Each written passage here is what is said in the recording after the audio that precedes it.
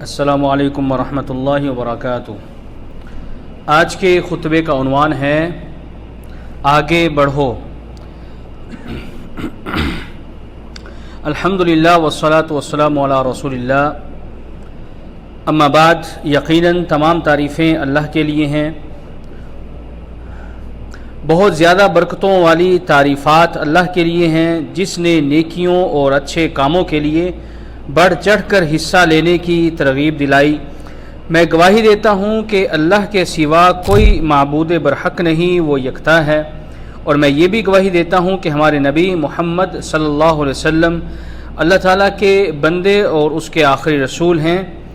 آپ نے سخاوت اور معاف کرنے کی دعوت دی۔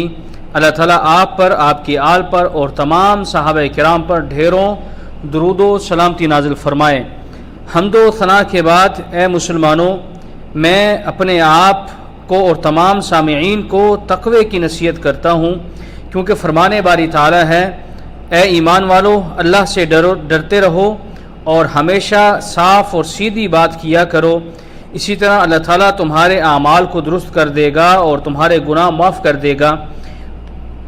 اور جس شخص نے اللہ اور اس کے رسول کا کہا مان لیا، اس نے بڑی کامیابی حاصل کر لی۔ اے اللہ کے بندو، اللہ تعالیٰ اپنی کلام پاک میں ارشاد فرماتے ہیں، جنت میں داخلے کے لیے مقابلہ کرنے والوں سے مقابلہ کرو۔ مسلمان اطاعت گزاری کے لیے بڑھ چڑھ کر ہمیشہ نیکی میں حصہ لیتا ہے۔ نیکی میں ایک مسلمان کبھی بھی تاخیر نہیں کرتا، کیونکہ زندگی مختصر ہے اور موت کا وقت مقرر ہے۔ اسی لیے عقل مند اور دانشور رکاوٹ پیدا ہونے سے پہلے ہی نیکیاں کما لیتا ہے۔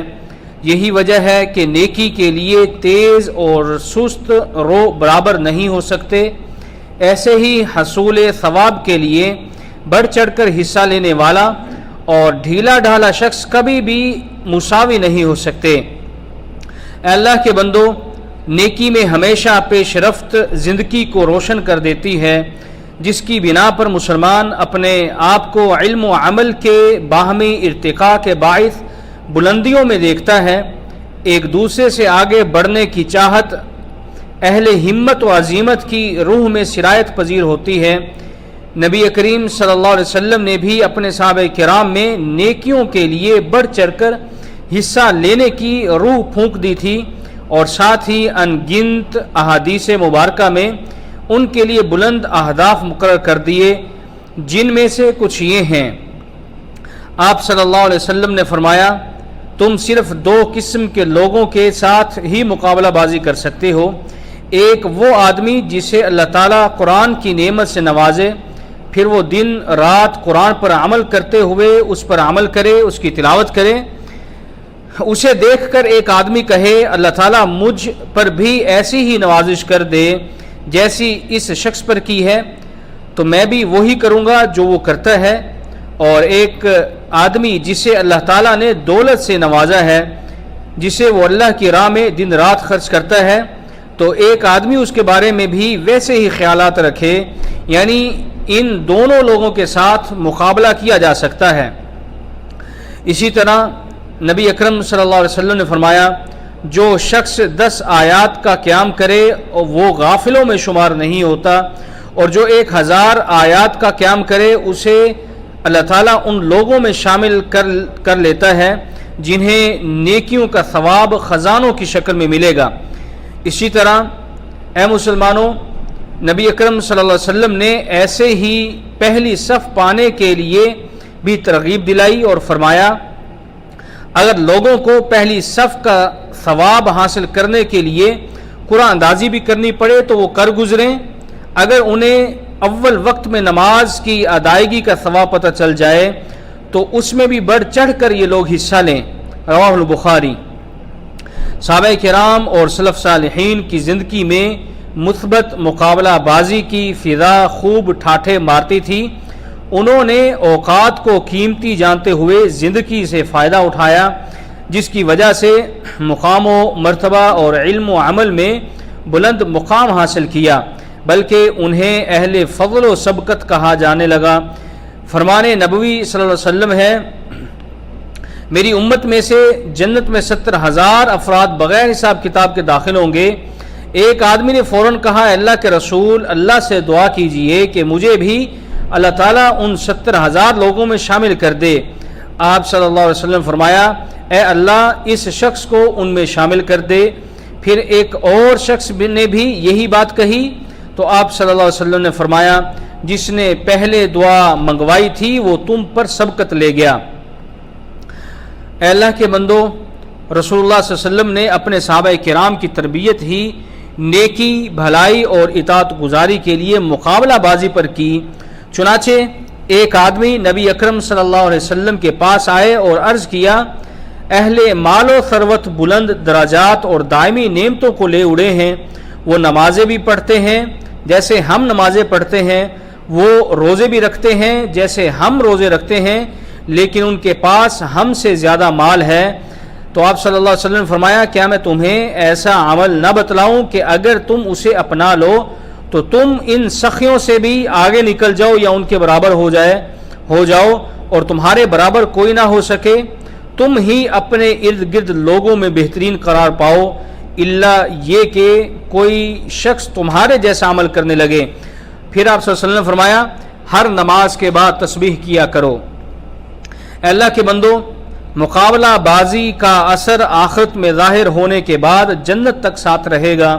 چنانچہ قرآن پڑھنے والے جنتی قرآن کی تلاوت کریں گے، اتنے ہی درجات بلند ہو جائیں گے، اور قرآن والے کو کہا جائے گا کہ پڑھتا جا اور جنت کی سیڑھیاں چڑھتا جا، ایسے ٹھہر ٹھہر کر پڑھ جیسے تو دنیا میں پڑھا کرتا تھا، جہاں تم آخری آیت ختم کرو گے وہی تمہارا مقام ہوگا۔